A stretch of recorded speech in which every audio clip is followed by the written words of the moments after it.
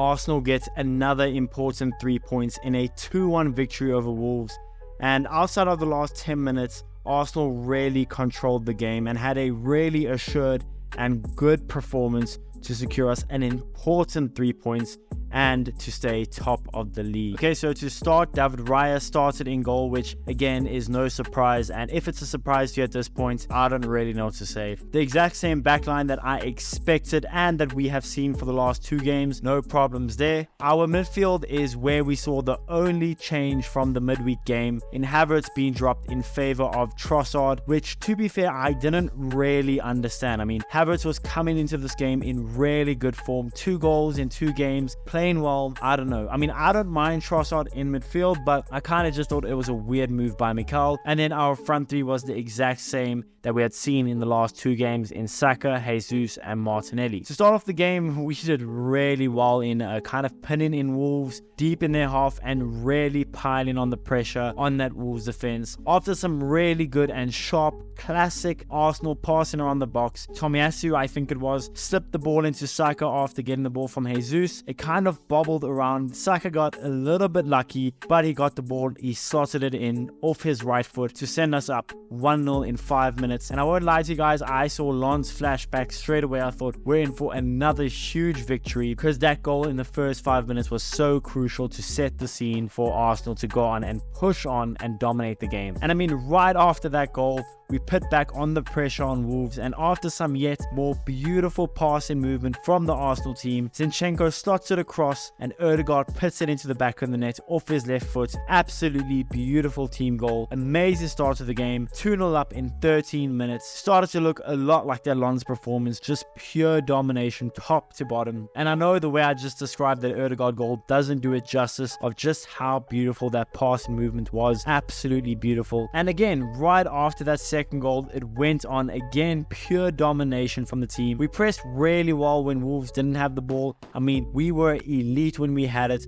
We were elite without it. Really, really good first half performance from the team, especially in those first 20 minutes. Unfortunately, Wolves keeper, the Portuguese keeper, Sá, had to come off through an injury, and after yet more control for the team, and Arsenal at times, maybe you could say, we're getting slightly tested by Wolves' attack, slightly, ever so slightly, but we withstood that. We get the ball. Tomiyasu then plays an outstanding ball to find Saka. Saka then gets the ball to Martinelli. Martinelli does so well to cut in on his right foot. He then hits the post. We then had a corner, and in the second phase of the corner, so when the corner was defended, we got the ball again. I believe it was Saka that whipped in the ball, and it kind of just went over Magalhaes' head. And Jesus, I don't know what he did. I don't know if he saw the ball late or if there was a slight touch off Gabriel Magalhaes that kind of put Jesus off, but Jesus completely miscued it, missing the target. He was unmarked at the back stick. Honestly, I don't be too critical, but I think he should have scored that. I think it was a more than scoreable chance, and he just kind of took his eye off the ball. But I mean, for the first half overall, a very solid, and I would say almost a perfect first half from the team, especially in those first 20 minutes of the game.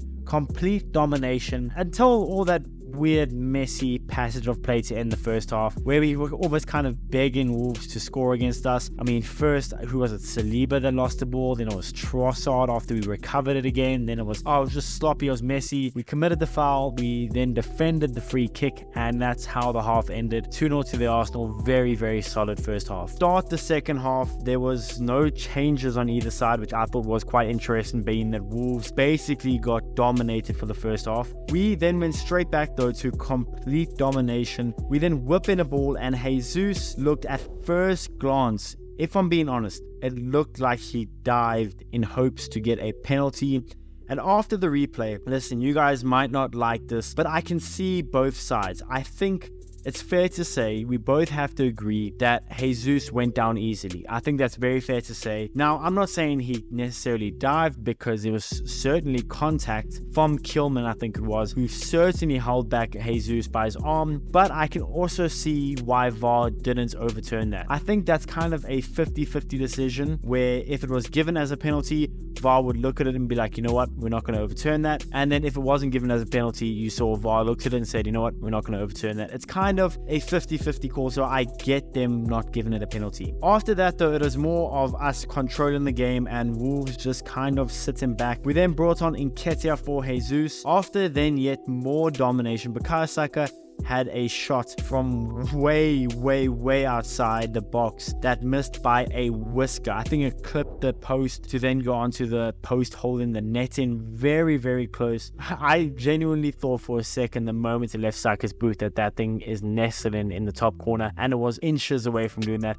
I jumped off my chair. I screamed so loud, but it missed, so I screamed for nothing. Havertz then came on for Martinelli, and a very unfortunate sight to see Tomiyasu going off injured. Really upset about it. I mean, when Tomiyasu gets a run of games, he does so well. He even starts over Ben White. He's probably one of the best fullbacks in the league when he is consistent and he plays a lot of games, but really unfortunate sight to see. Hopefully it's nothing big and he'll be back for Luton on Tuesday. But Ben White came on for Tomiyasu, so Ben White then came on for Tomiyasu. Havertz then did very well to nick the ball, and Odegaard slipped through Trossard, who was close to scoring. I don't know what really happened. He just couldn't kind of hold his feet, and somehow when Havertz then won the ball again in the same passage of play, it wasn't given as a free kick, even though it was a clear tackle from behind from whichever Wolves player it was. How that wasn't given a free kick on the edge of the area, I have no clue. But nonetheless, really good hustle from Havertz.